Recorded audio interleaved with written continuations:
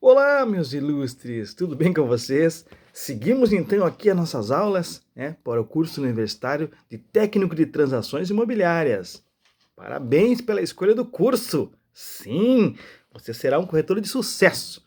Capriche, estude nossa apostila, desenvolva um trabalho perfeito e o mercado será muito bem agradecido a você, que transformará vidas, desejos, sonhos de pessoas em realidade. Seguimos aqui então o nosso tema de operações imobiliárias, onde você, além de estudar, a nossa apostila, será a questão prática ou desenvolvimento da a profissão de corretor de imóveis, certo?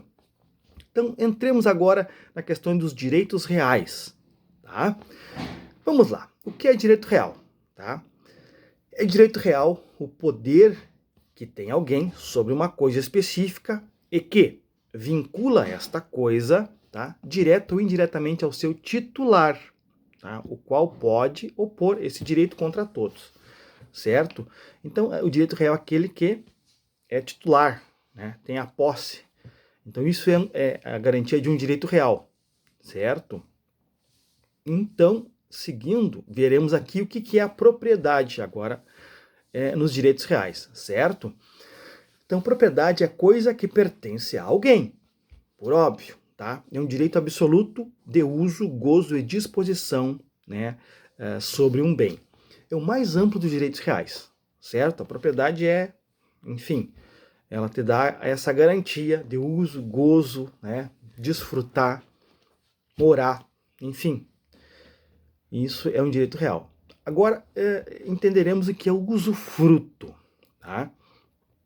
Usufruto é um direito real que autoriza seu titular, vejam bem, a usar uma ou mais coisas alheias e mesmo todo o patrimônio alheio durante certo tempo, tá? Reiterando a coisa, frutos e utilidades que produzam, tá? Exemplo prático aqui, tá? Eu sou proprietário de vários imóveis e vou ceder um a um sobrinho meu. Filho do meu irmão tá passando por questões financeiras lá complicadas, enfim, a vida não tá muito legal, eu vou ceder, para o meu sobrinho esse imóvel em usufruto. O que isso significa? O meu sobrinho, ele pode apenas usar, gozar, do bem, não pode vender, tá? E se ele vier a fazer benefícios, fica no imóvel, tá? Vou fazer uma reforma ali, o tio me cedeu aqui, vou fazer uma reforma, isso permanece, tá? No imóvel, porque ele tem uso apenas e fruto, gozo do imóvel, ele pode, obviamente usar à vontade, mas não pode vender, modificar, somente melhorar, perfeito? Entendido o usufruto? Então, às vezes pode, pegar um imóvel que tem um usufrutuário dentro e o proprietário quer vender, então é uma questão interessante a se pensar, tá? Para definir isso da melhor forma, tá? Bom, agora entramos numa parte bem interessante mesmo, que é a do uso capião, tá? Eu já ouvi colegas corretores falar uso campeão, não, uso capião, que vem de capir, tá? Ou seja, é uma palavra latim, provavelmente, tá? Então, o que isso significa, né? Capião. Então, uso capião, tá? De bens imóveis, tá? Então, vamos lá. Se for extraordinário, tá? Ele está no artigo 1238 do Código Civil Brasileiro, tá? Ordinário, ele está no artigo 1232 do Código Civil. Especial rural, tá? O artigo 190 da Constituição Federal, certo? E 1239 do Código Civil Brasileiro. Então, isso está tudo na apostila, a indicação desses artigos.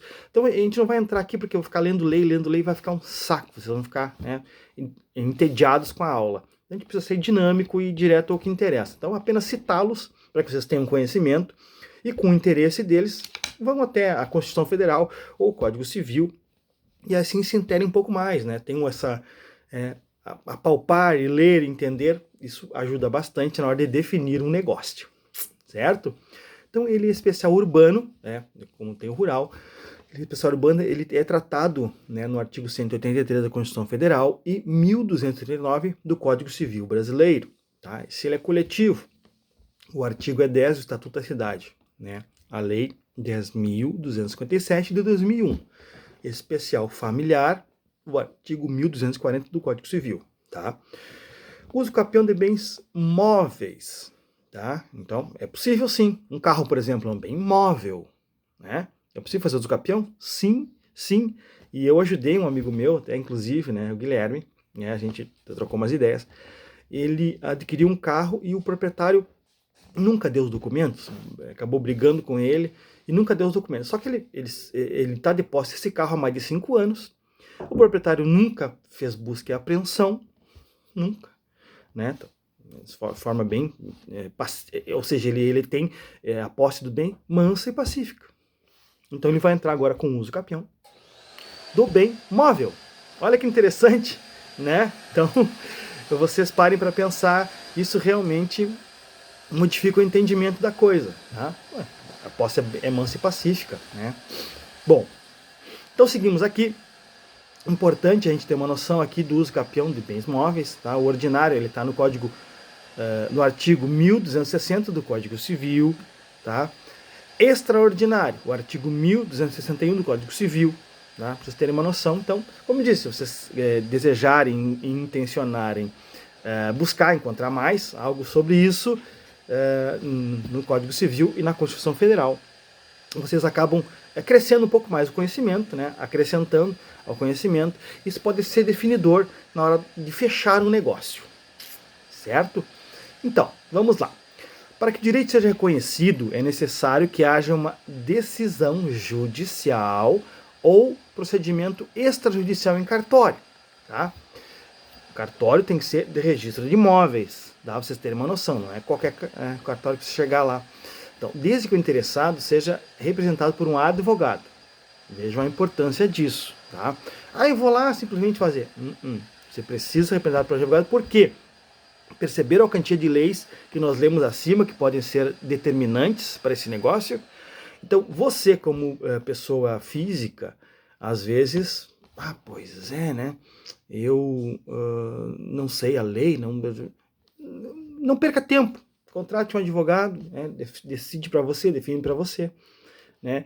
Caso ele fizer qualquer coisa errada, você pode ingressar contra ele. Então é a forma mais fácil e tranquila, né, de resolver as coisas. Às vezes a gente não sabe tudo, por óbvio, né? Então, associe-se ao profissional certo para determinadas questões certas da sua vida. Tá? E não invente, não tente. Não vai, resultados bons não surgirão daí. Tá? Então vamos lá. Na Constituição Federal de 1988, tá? Vigente no Brasil, é importante deixar bem claro, tá? A Constituição Federal de 1988, vigente ainda no Brasil, tá?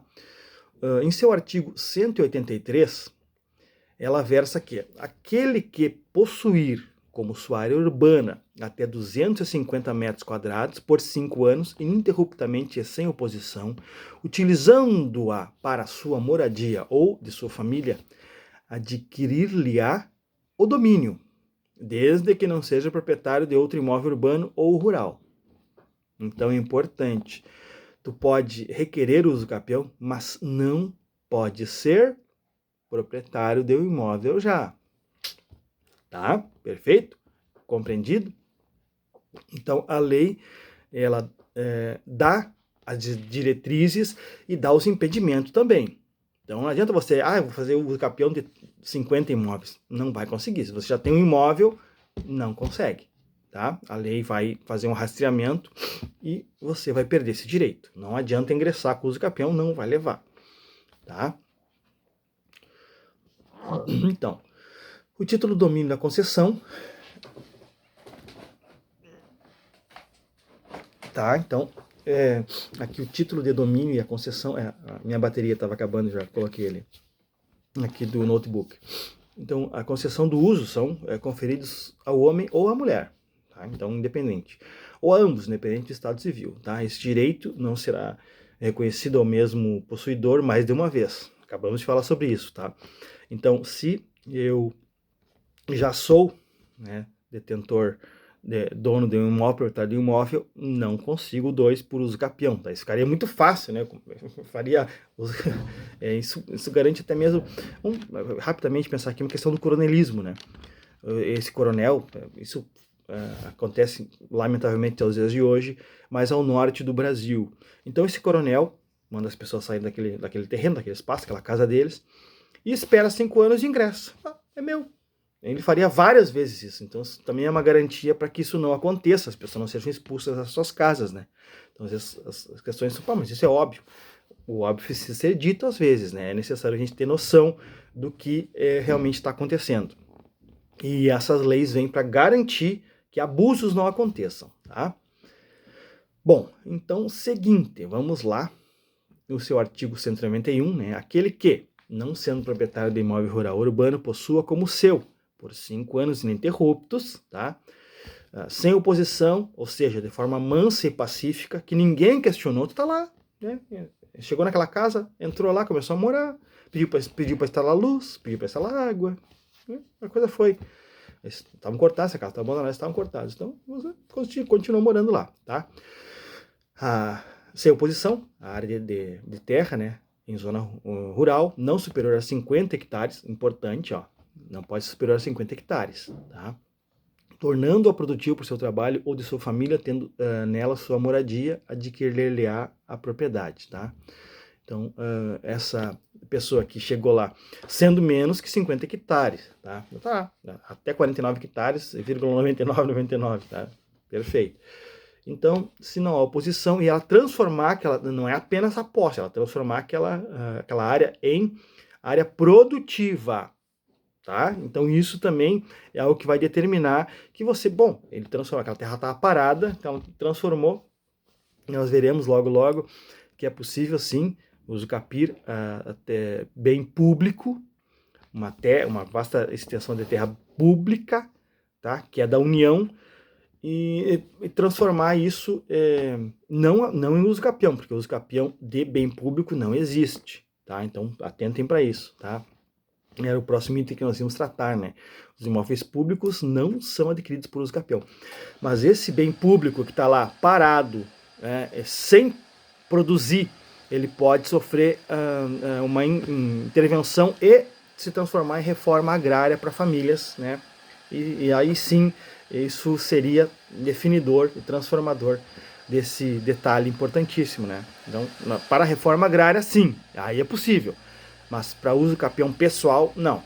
Então, bem público é possível apenas se transformar em terra produtiva e ser aqui distribuído em seus lotes, né, em forma como se fosse uma reforma agrária, tá? Então essa é a forma do imóvel rural ser feito isso, tá?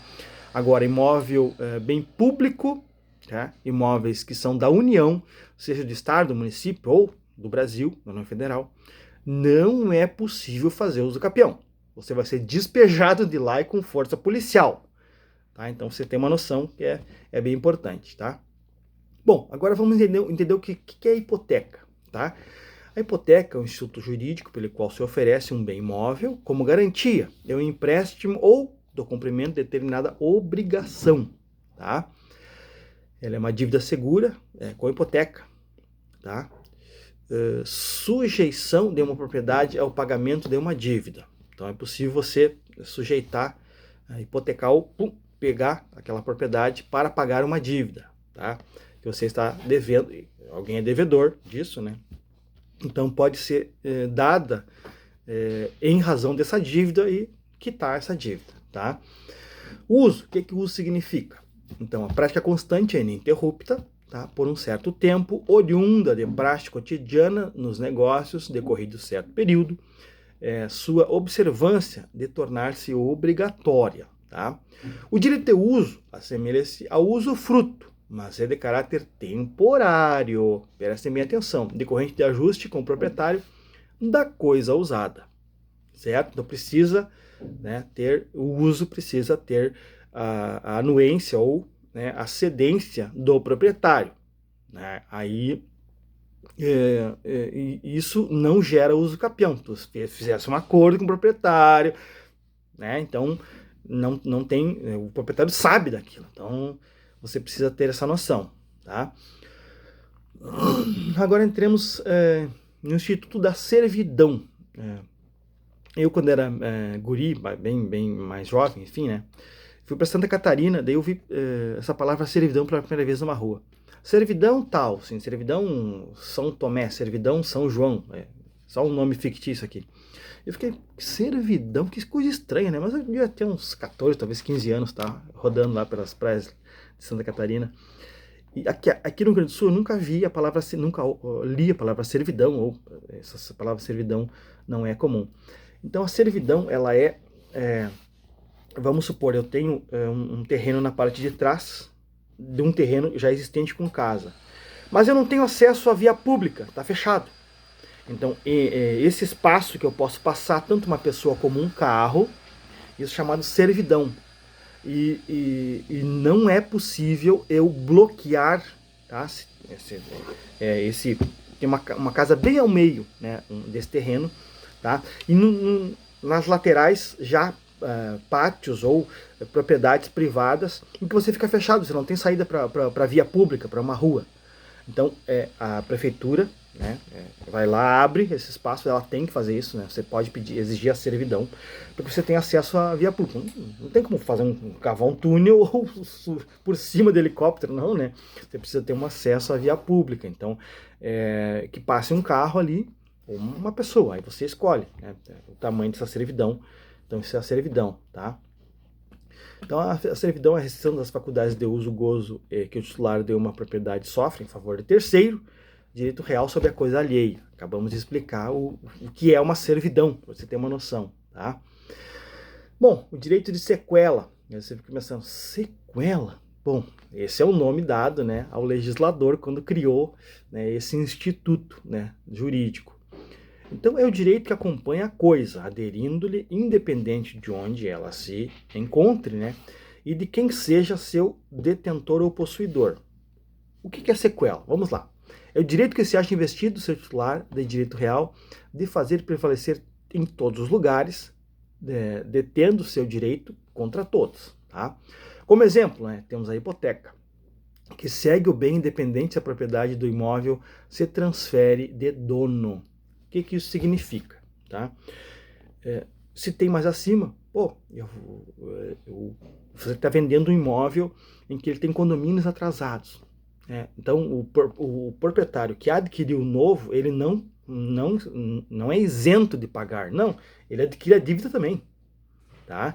Então, esse é o direito de sequela, tá? É o Instituto da Sequela chamado. Então, ela é anexada ao bem e ela só sai quando paga. Senão continua e você vai ser executado em razão disso, tá? Podendo até ir para se transformar em uma dívida, né? Ali, uma dívida pública, você é inscrito, né, no SPC, no Serasa, então é bem complicado, tá?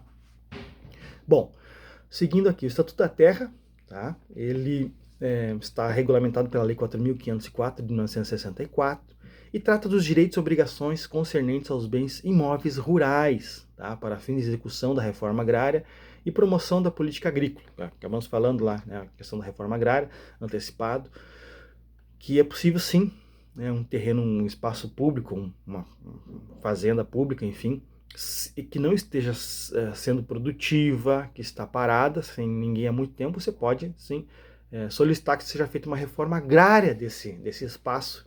Mas você não vai ser o único dono, né? Outras famílias também virão para pegar lotes determinados, tá? Então é possível isso. Bom, aqui o pessoal que vai interessar por vender sítios, fazendas, é um trabalho bem interessante, né? A gente acaba tendo experiências muito boas, né, com as pessoas de sítios, fazendas, são pessoas muito receptivas, bem legais de trabalhar. Bom, lembrando que vocês precisam sim estudar pela apostila, não deixem de pegar a apostila, caprichar. No dia da prova, não procure na internet, não estarão lá as questões. Serão feitas todas aqui, a partir da apostila, tá? Questões práticas para que vocês sejam atuantes, determinantes, né, na carreira de corretora de imóveis. E sim, terão sucesso. Podem apostar nisso. Caprichem. Eu quero ver vocês no futuro, né, me encontrem e digam: professor, a sua aula eu lembro muito bem. E aqui tomaremos um grande café, tá? E falaremos coisas muito legais. Seguindo então, meus ilustres, vamos lá, tá? Bom, documentos exigidos em compra e venda de imóvel, tá? Certidão negativa de condomínio. O que isso significa? Que não há dívida no condomínio, tá? Que você não tem dívidas, né? Que o seu imóvel que você vai vender não tem dívida. Então, essa é a chamada certidão negativa de condomínio, tá? Então, esse condomínio pode ser pertencente a condomínio, e deverá ser expedida pela administradora do condomínio. Então, você exige isso, né, para aquela que detém, né, a administração do condomínio, que aquele imóvel está quitado, né, não tem dívida, senão vai ter o direito de sequela. Lembrem, direito de sequela vai ser anexado no bem, você vai ter que pagar se comprar a dívida, você adquire a dívida também, tá? Aqui a matrícula com certidão negativa de ônus reais rei persecutória, expedida pelo registro de imóveis da zona competente, tá? O que é uma ação rei persecutória? Que nome é esse, né? Rei persecutória. Diz da ação que demandamos, né, o que é nosso e que está fora do nosso patrimônio. Tá? Então, uma ação é rei persecutória quando reivindica a posse ou propriedade sobre uma coisa. Geralmente é ação de execução de dívida ou de posse e propriedade, como execução de penhor, hipoteca ou alienação fiduciária, certo? Então isso que é a rei persecutória. Bom, seguimos aqui. Certifica a inexistência de gravames, né, para termos uma noção, que tenham por objeto imóvel em referência. Exemplo disso são ações de uso capião, demarcatórias, discriminatórias, etc. Né? Em tais casos, as certidões são obtidas no Poder Judiciário por se dar ali a publicidade de tais dados. Tá? Então você precisa também ter essa rei persecutória, né? A negativa de ônus, que não há dívidas de outros elementos, né, que possam vir, né, em razão da posse desse bem imóvel. Tá? Bom, a certidão negativa da Prefeitura Municipal, comprovando pagamento de IPTU, por óbvio, taxas de lixo, etc. Tá? Então você precisa ter também, né, quando dá compra e venda de um imóvel, certo? Do vendedor agora, que é importante ter uma noção. A negativa cível, tá? Para ter declarada a inexistência de ações cíveis que venham comprometer o negócio. Tá? Ele pode estar respondendo a algum crime, então você precisa ter essa negativa cível, enfim, tá? Negativa trabalhista, é importante, para ter declarado a inexistência de ações trabalhistas que venham comprometer o negócio. Ele pode ser dono de uma empresa e tem várias trabalhistas, né, ações trabalhistas contra ele. Então o patrimônio dele, em razão de um financiamento que ele vai fazer para adquirir esse imóvel, o patrimônio dele pode ser danificado, né? E esse valor que ele pagaria o imóvel ir para as ações. Então você também precisa ter atenção nisso, certo? Negativa da Justiça Federal. Então, a negativa da Receita Federal, se está com os impostos em dia. Negativa de protestos, né? Alguém pode protestar dívidas possíveis que esse possível comprador ou vendedor teria, tá?